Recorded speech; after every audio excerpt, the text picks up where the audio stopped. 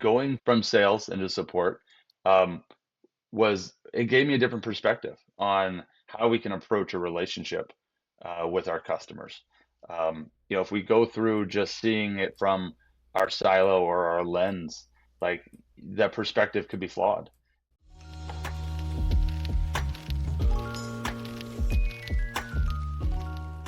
Hello, and welcome to the ZX Files podcast. Today's guest is Nic Snyder. He is currently the Director of Customer Support Engineering at Navient. Nic, thanks Oh, for thanks for having joining. me, Ben. I appreciate it. So, I would love to hear a story. We always like to start with a little bit of the past before talking about the present and the future. Um, can you tell me a story about your beginnings in customer support and anything that really kind of surprised you or stood out to you? Yeah, so support for me was not even really on my radar at the beginning. So at the beginning of my career, I went through a sales background. So start out, as uh, as the intro would indicate, I continued through a sales progression, um, but then did not find my way. And so support was, how I sort of felt in my heart and understood that that's where I needed to go. And you know, support is can be manifesting in many different ways. So a lot of people associate that with, supporting customers. A lot of times support can be just being there for someone or being there for the team. And so for me, I always thought, well, I want to be a part of solving problems and connecting with customers.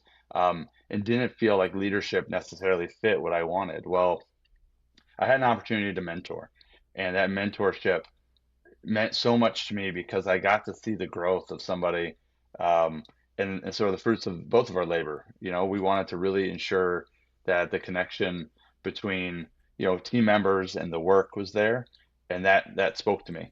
And so as I continued to grow throughout my career, that helped push me from maybe a more technical pathway to a leadership pathway.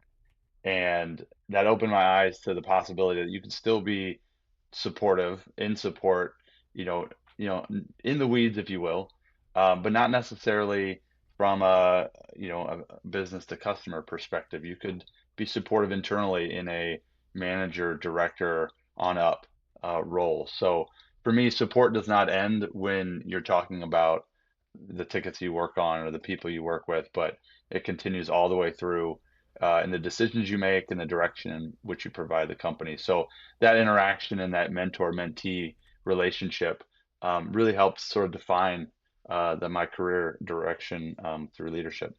Definitely. Yeah, I think there's so much information out there, and I think having a mentor is just so valuable to kind of point you in the right direction and tell you what's actually important because otherwise it's overwhelming and people, myself included, often don't know where to start. Um, so one of the things that we were chatting about, you said that you started in sales and then you transitioned into support, um, and that aligned a little bit better with how you see yourself and what you like to do. Um, was there something that you learned from sales that really helped you in support or some kind of contrast there that stood Oh, out to you? absolutely. Going from sales into support um, was it gave me a different perspective on how we can approach a relationship with our customers. If we go through just seeing it from our silo or our lens, like that perspective could be flawed. And what it did is it gave me like, hey, here's what our customers ultimately want to do. Here's the end result. And through support, we see case, close case, and try to do it as quickly as we can and meet all the KPIs and everything that we set forward for our company. But if we can understand where our customers want to go, then that can help take a cost center and make it into a profit center or a value add center, where if we truly understand where our customers need and want to be, helping enable them to get there is also a support function.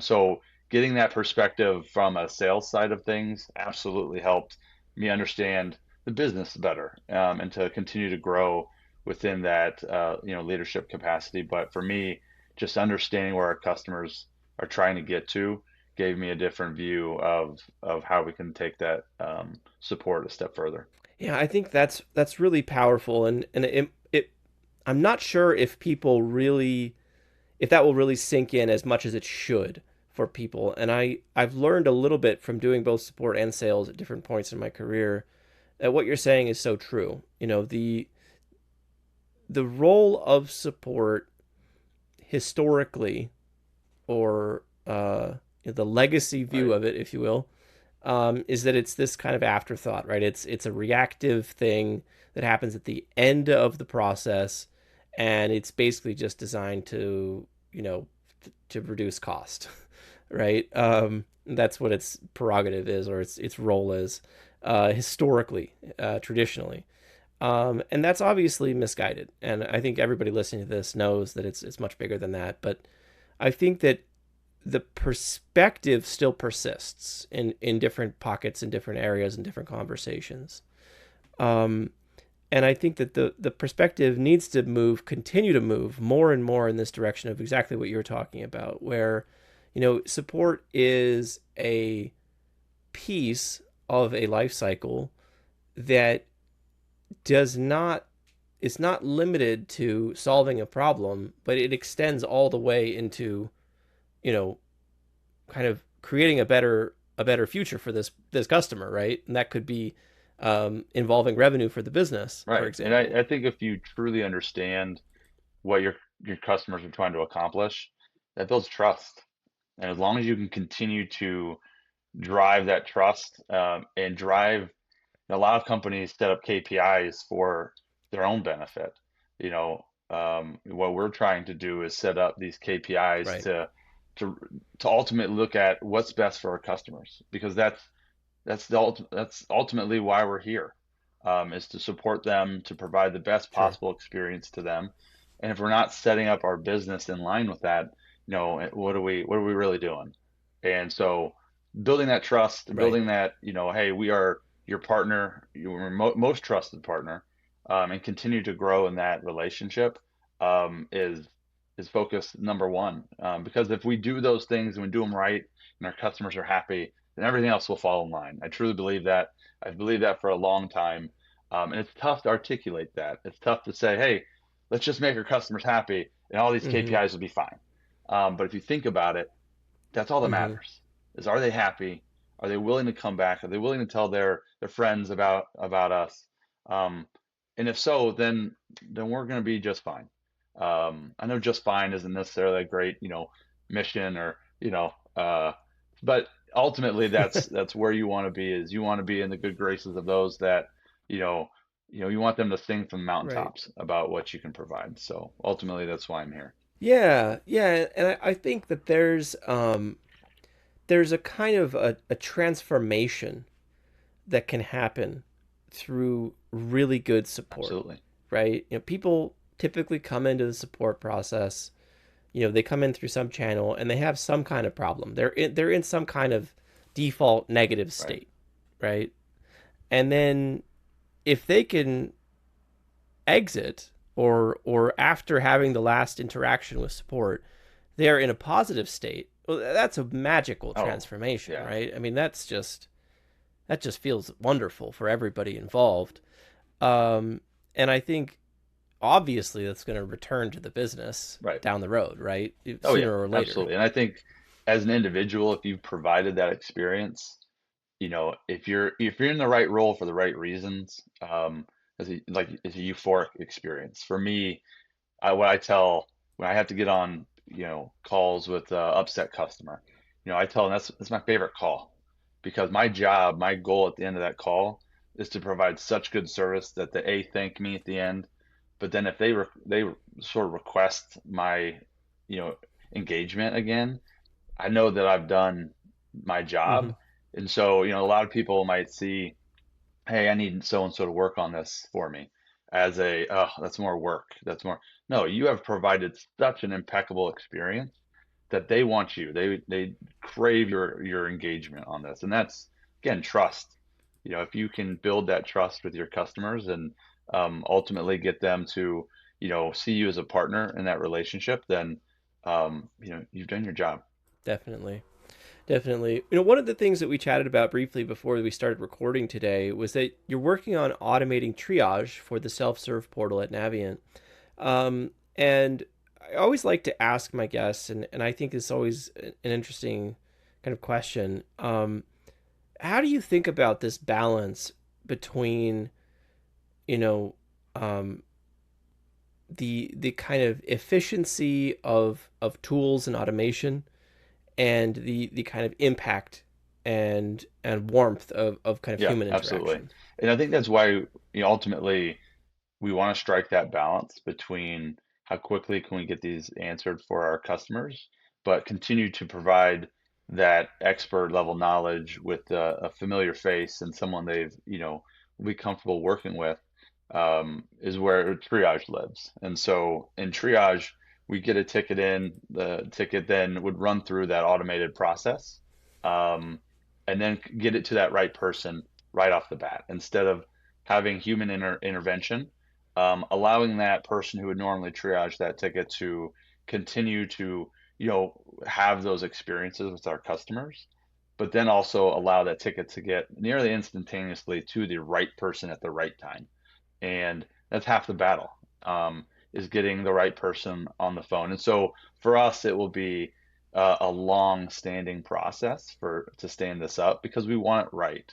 Last thing you want to do is implement a new, you know, AI or automated process to do things, less efficient than you were doing it before. So for us, it's about taking sort of Sure. that LLM data, and making sure that we process it in a way that is going to take in all of our, whether it's nuanced processes or, people who are in one day but have PTO, the following few days. We want to make sure it's dynamic enough to provide a more seamless experience than we provide today. And so for us, that initial setup is there to really, provide an efficiency without losing any additional warmth or human touch because of, the portal is where the ticket comes in, and really we just need that, that efficiency gain on the front end so that we can spend more time and continue to do the right things for our customers. So for us, there definitely is a balance, but we feel like we're going to strike a good one with, efficiency and human interaction. Yeah, I like the way that you're thinking about that, and I think that that is a kind of an ideal um, setup in many respects. I think there's some companies out there um, that look at automation as a way to have less Hmm. interaction, less human interaction with their customers.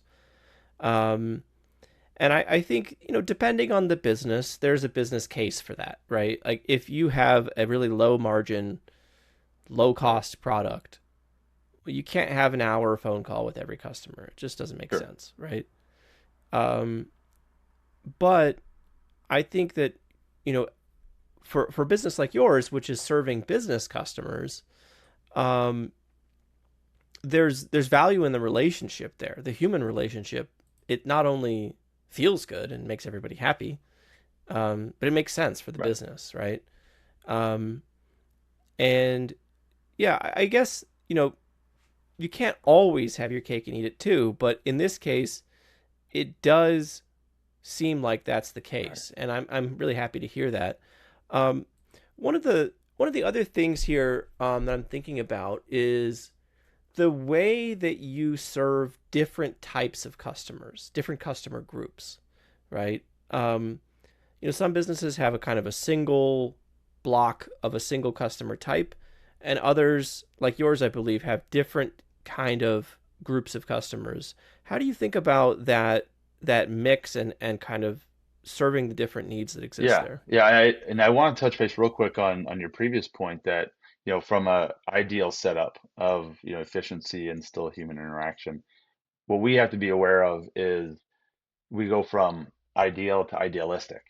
And idealistic can have those Mm, pitfalls in, thinking about something that might be, oh, this is going to be amazing. This is going to fix all of our problems. This is going to do, and get too far mm-hmm. into, a process that is ultimately going to sort of you know, crumble within itself if you're not careful. So for me, I need to make sure that I'm seeing, things in that lens, that we're not getting too idealistic with it. Um, but ultimately, yeah, it's there to provide efficiency and betterment for our customers. Um, to your Yeah, so to Totally. your question now about supporting different customers with different levels of IT and um, you know support groups. For us, there's really there's no change. Um, we're ultimately going to support our customers in the way that need to be supported. And we're Hmm. young enough in our growth that we have the opportunity to be agile. A lot of companies that might be of the same age as Navient, you may not be quite as agile, but Navient provided an opportunity for us to support our customers in any way that they need, through different support offerings, but then also understand the nuance of a business or an industry, that allows us to still know our customers for who they are. So for us, it's about building on that agility and continuing to develop processes that allow us to remain agile as we grow. And so for us, that's it's part of the plan. And again, we got to keep from being idealistic about it, but we also need to understand that customers are going to need that and sort of require that at some point as we get into AI. AI is going to foster that. Anything you need, here it is. As we type something into Chat GPT and it's just like, give me the world on a platter, and it's like, here you go. If not figuratively, literally, if you just say, hey, give me an image of the world on a platter. So it's one of those things you have to, in running a business or a department that is facilitated on interaction and efficiency. We need to understand that, hey, there's going to be some things that we'll have to dive into when it comes to scalability and being able to support these customers in the way they expect. But um, it's seeing that for the future and seeing that for what it's worth. Definitely. Yeah, I think understanding the right applications, not the shiny applications, not the idealistic uses, but the right applications where there's actual impact. And that might be hard work. That might be, not in the limelight. That might not be the thing that everybody's excited about. But if that's where the impact comes from, then that's where the work should be done, right? And I think, yeah, I'd like to get your thoughts on that. There's all these kind of shiny toys right now with AI. Um, what are some of the you know, I don't know what's the right way to say it, like the kind of the dirty jobs of AI that are like actually the valuable Yeah, it's a good ones. question. Um, I we've talked about it, but triage. I think that's one of the things that you can put in those exceptions and those things into a formula based process, and just have that routed to the right person or the right department. Um, I think Mm-hmm. when it comes to the way we support our customers can be multifaceted. One of which is self-serve, as you mentioned. you know, if we could stand up knowledge articles and drive knowledge in a more productive way, AI is absolutely the tool for that. Again, it provides articulated information that the customers are going to want up front, um, potentially without human interaction. If you can find an answer online, or like we said, Chat GPT, then you probably are going to want to do that. I'm an extrovert by nature, but if I could find something online without having to call, support for my phone or my cable, or one of the traditionally tough places to get support from, I'm going to do it. I'm going to try to troubleshoot it. And as we work with IT professionals and system administrators, like, that's probably the mentality that they have as well. So if we can use AI, um, you know, as a shiny object or a shiny tool to do the standing up of information that we know our customers are going to want, again, as we want to utilize that for an efficiency process, but we want it to work. and we want it to be done right, because if we don't, then we're just adding, harm and not help to our customers. So if we can utilize those tools for that purpose, then it makes everything more efficient and allows us to be, more interactive in the support that we provide, that where we are needed. Definitely. Yeah, yeah. I think I like to think of this kind of metaphor, if you will, of the automatic door, right? As a metaphor for self-service, because I think if you go to a fancy restaurant and there's a concierge or there's a maitre d, and they kind of like they know your name, and maybe they did a little research about you or something, and it's just really like, wow, that's so personalized, it's great, right? But if there was like a maitre d at like the drugstore, I would be like really bothered. Right? Like, just let me in, like I just need to buy Yeah. some cough drops. you know Yep. um so like I think that there's a Right. time and a place, and sometimes self-serve is what people want, and it is better, and like I don't want to talk to anybody Right. right now. She You needs know what I cough mean? drops. um yeah. So I think, like, the you mentioned before is kind of giving people, I think you said something like giving people the support that they Right. want, right? So if customers want Right. self-serve, then give it to them, right? If they want to talk to a human, then let them do that. And obviously, through triage, you make that, work efficiently and Yeah. accurately and so on. I wanted to get your thoughts a little bit about this kind of this topic of data and KPIs, and kind of how do you think about, like, it could be through the triage project you're working on, or just in general, but how do you think about the kind of the generation of useful data, the measurement of KPIs, and kind of getting that out to the right people to make Right. improvements happen? Yeah. So I think KPIs in general are a good tool in the right way, are utilized in the right way. Um, KPIs can also be a tool to be, to micromanage, and that for me is not. I don't feel that personally that's an acceptable use for a KPI. For me, it's about visibility, transparency, and also as an indicator of the health of our organization. If we understand the data in an appropriate way, we can understand where the pitfalls are and how we can help our teams, continue to grow and be better, and drive, not only our customer success, but our team members' success.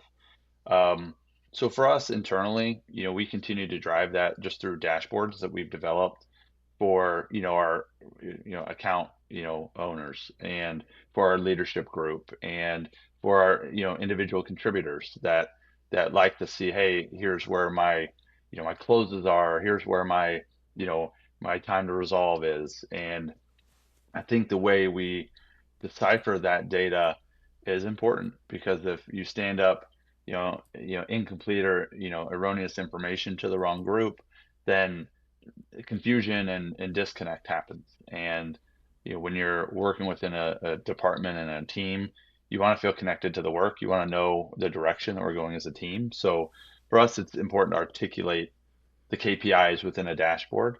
And then that way, that group can go out and facilitate, hey, here's where we've done a really good job. Here's where what we're working on to get better, whether that's to internal stakeholders or external. So for me, KPIs, there's a million ways to split them, but ultimately, if you know what you're trying to Mm-hmm. do, ultimately what you're painting the picture you want someone to see, um, just with numbers. So paint by numbers, if you will. And for me, that's, you know, if you want someone to see like, hey, we're being supportive, we're efficient in what we do, we're continuing to add value, then there's a certain subset of KPIs that you want for that. Again, so these dashboards, these ways to stand up this data allows people to see sort of that big picture you're trying to paint, and can absolutely be helpful in trying to drive internal or external success. Definitely, yeah. I've got a KPI that I'm trying to create and put out into the world. Let me know Yeah. what you think about this. All right. Um, Connecting some of the dots here as well from our talk today, but basically, we all know that support does Sure. drive revenue, right? And there's various ways that you could measure this. One of them would be an upsell. You could have cross sells. You could have churn saving, right? If you have a customer that's maybe on the risk of canceling. Um, if you're in a B2C business, if you're in e-commerce or something, it might be preventing a return or handling a return in an alternative way. Like basically, there's various activities that support can do to basically Right. to increase revenue. And so I'm thinking of this KPI of like the support qualified lead or like the support initiated Yeah, upsell. You know, I'm not sure exactly on the wording, but this kind of idea. What I do you like think it. about I this? think there's, quantifiables that support can definitely provide. And um, one thing we're working on at Navient is to provide a more consultative approach to our support. And so that comes with, again, understanding the customer and their needs and how they want to be supported. But it also, continues to help us, drive, the business appropriately where, our customers are wanting to get to, this ultimate goal. Here's how we can help provide that. And here's our group that can help, talk through it with you. And so, I like that, and I think that supports, that's a good, I might steal that, or just let me know how to formulate it, and I may utilize it. But we're definitely trying to provide that kind of consultative, hey, I understand our business, I understand what you're working on. I've seen a lot of these tickets come through.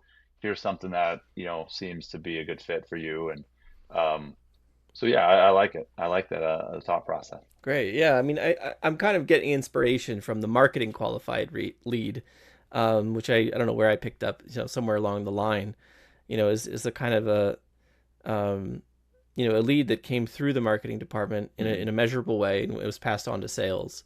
And it's sort of, just applying that to support. And where, I think if there's a clear metric where support is contributing revenue or preventing revenue loss Right, directly, then suddenly support is in the big league, so to speak, right. right? It's part of the revenue Uh, conversation now, and I think that gives people a lot of Yeah. leverage, right? It's a lot different from like, hey, we're gonna try to reduce our costs to like, hey, we're gonna try to Right. make more I think money, the one right? thing that I always try to take with a grain of salt with our KPIs is what's the adverse effect of it. That's a big, I was in healthcare IT for a long time. Adverse effects was a big no-no. So for me, like I try Mm-hmm. to take that view with KPIs. So the one that was sort of a trigger point for me was first contact resolution. So sounds great. Customers, I'm sure, Mm. love when you're on an email, first email you send out or the phone call. Um, but that can also lead to power closing, right? So the one thing you don't want to do is if you're perpetuating a first contact resolution culture and you're pushing for that, then ultimately, that will perpetuate itself in potential power closes if not coached in the right way. And so for me, ultimately, Right. seeing sort of those pitfalls of a KPI is sort of the other side of that, ultimate benefit that we hope to see from all KPIs. But um, you know, that's sort of the two sides of the sword, right? Yeah, I mean that's a really good point, and I really like that. I think I think it was Charlie Munger's line is just always Yeah, invert, right? Always think about the right. opposite. Um, but yeah, I mean that's a great point of view. So I wanted to get towards the end of the episode here. I wanted to get your thoughts a little bit. What do you see about coming over the horizon? What do you see in the future? Is there something that you think is really on the rise right now, or is there something that you think is really gonna be consistent in the future? Boy, um, that's You could talk about AI. yeah. You could talk about I whatever you AI like, is but obviously I think the big fish. Um, and I do think that mm-hmm. that is, and I won't say impending because that's got negative connotations. Um, but I do think there's application for that across the board. And one thing again we have to realize is, you know, there's got to be some human interaction to that. And so as much as AI is on the horizon, I think the human interaction it has to go with it. We can't lose the ability to connect with our customers. I also think the upcoming generation of, workforce is naturally text based. Um, you know, wants to like not have to call in. I think we've all seen social media posts of, the next generation trying to make a doctor's appointment or trying to call about something, and it's brutal. And and eventually Yeah. that will become the customers who need support. And so we have to understand sort of Mm-hmm. that lineage that we've seen. The greatest generation was very, didn't have cell phones, didn't have internet, spoke with conviction kind of thing. Uh, and now we're moving towards Mm-hmm. a time where we have to understand what that client base is going to require. And that is a lot of, self-serve. It's, how are we going to have independent, AI engines, based on like LLM models or other, and are customers just going to type in and be like, "Hey, I'm hitting this button, I'm hitting this button, I'm doing this. What's going on?" And that's going to spit out like Chat GPT. At one point, do we get there that Mm-hmm. that's going to be a consumable for the company who's providing support? That's just like, "Hey, you know, here is all of our data, here is all of our documentation, here is everything that we have. Um, Go and support our customers." I honestly don't think that's probably in the next 5, maybe 10 years. But beyond that, I think it will be a part of the landscape that will then drive organizations and organizations that, might see, and not just, I'm not talking just about chat, where the little chat bubble in the bottom, it's going to be more. It's going to be a much more comprehensive option. And again, as that those customers become more of that generation that just want to text or you know it's not even email, it's just that instant level of connection. I would say I'm not of that generation. For me, if someone's texting a lot or Teams, I just pick up the phone and they're like, "Hey," and I'm like, "Sorry, I'm a call guy. Like, you're gonna have to get used to that." Um, so I do think, again, future state will be extremely reliant on the accuracy of AI. So I think as AI continues to grow, Mm, we're gonna have to grow with it. definitely. All right, I think that's we're a little bit over on time, so I want to wrap up the episode here. But Nick, it's been great to talk with you. I think you shared some really great insights that I hope will help people out in their current work and their I future career appreciate it. as well. So thanks for coming on, and yeah, that's all for the CX Files podcast. Tune in next time.